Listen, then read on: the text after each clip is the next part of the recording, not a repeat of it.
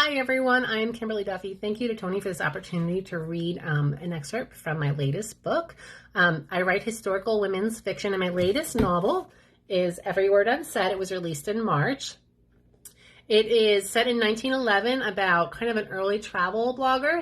Gussie Travers she's a columnist for a magazine called Women's Weekly, and she's a photographer. And she finds herself in the midst of a scandal often, but this one's pretty bad. So she runs away from New York City in high society and goes to India, where her friends Gabriel, called Specs by her, and his sister Catherine work in a hospital in Pune.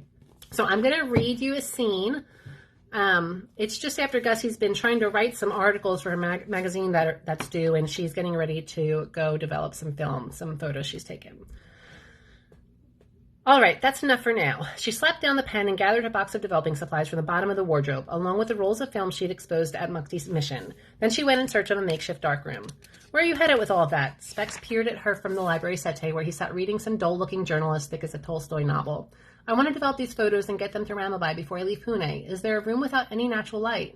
He tapped his barefoot against the rug and tilted his head in that agreeable way that always made Gussie want to ruffle his hair and drag him toward adventure. You could use a storage room at the back of the house. There are no windows in there.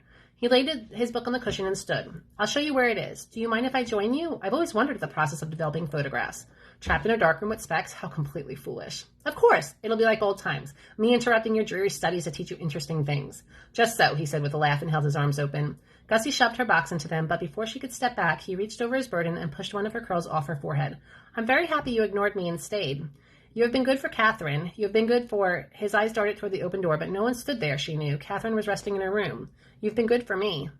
Her mouth had gone dry at his touch, and it turned positively arid with his words. It was almost as though he hadn't intended to touch her, hadn't considered the consequences of saying such things. It seemed a thing of habit, even though it had been so long since she had seen him. Even though they were no longer children, and adults never did or said such things without a promise of something more than old friendship. Her thoughts zigzagged over troubling ideas and delicious ideas, and ideas that sent shivers of confusion through her. She pressed the back of her knuckles to her cheek. Could he see how her face burned? He was obnoxiously more observant than the average person. I'm glad I came and stayed as well. Then it all seemed too much, too intense, too serious. She hid the chaos of her thoughts with a flashing smile. Lead the way. She followed him through the house, snagging a servant's attention and requesting pitchers of water chilled with the ice Catherine used to stock the icebox, and into a small room that boasted only a low table and crates stacked against the walls. Specs set her supplies on the table, and after the servant delivered her water and left, Gussie shut the door. She cast a critical eye at the light slipping from the crack beneath it before setting down the Kodak candle lamp. With the strike of a match, she lit it, and the room glowed with a dull red light. She held out her hand. Give me your jacket.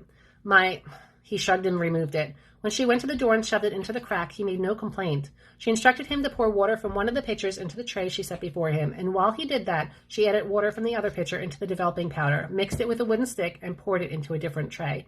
As Gussie worked on the film, removing the black paper backing, passing it through the clear water, then the developer, constantly moving the strip up and down, as the photographs took shape, she was aware of Speck's eyes on her.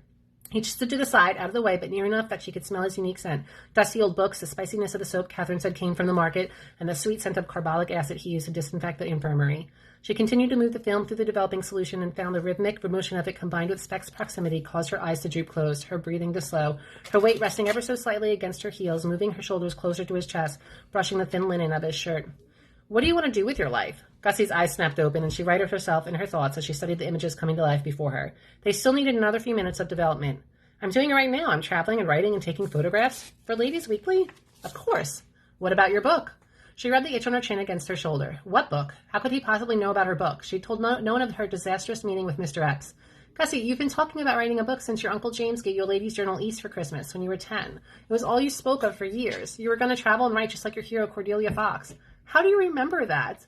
It was important to you. Tears pricked Gussie's eyes. It had been important to her. Yet her sisters laughed and her parents scoffed, and they all made little of her ambitions. But Specs remembered.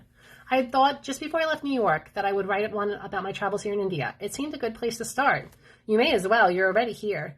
I saw a publisher before I left. Her hands stilled, and the photograph's image turned wavy beneath the solution. He said he won't publish the fluff I write. He said that? Well, not in so many words, but near enough.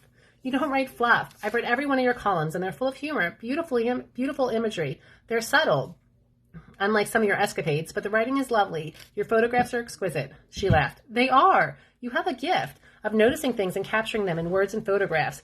You've always been single-minded in your devotion to my questionable abilities. I'm not just saying this because we're friends. I've known since we were children that you were destined for great things, that you would accomplish everything you set out to do, and more. I just needed to get out of your way. Gussie withdrew the paper, pinching it between her fingers.